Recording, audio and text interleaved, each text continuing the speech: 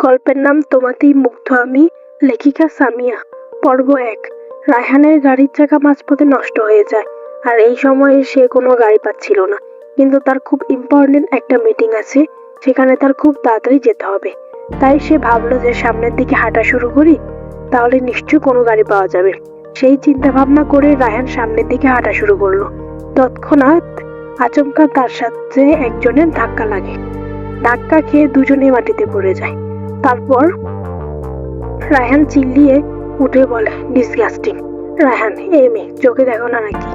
Marine, আমি চোখে ঠিক মতোই দেখতে পাই। আপনি তো কানাদের মতো চোখে কালো সানগ্লাস লাগিয়ে ঘুরে বেড়াচ্ছেন।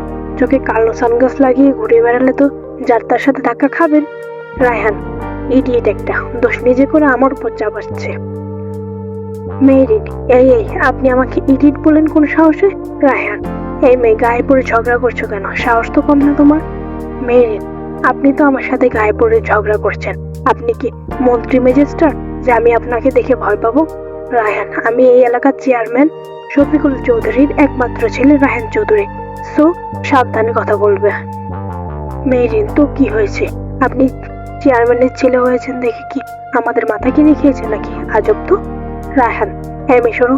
তোমার সাথে শুধু শুধু ঝগড়া করার মতো সময় আমার হাতে নেই, বুঝছো? সরো সামনে থেকে। মেরিন, আমি কি ইচ্ছে করে আপনার সাথে ঝগড়া করতেছি?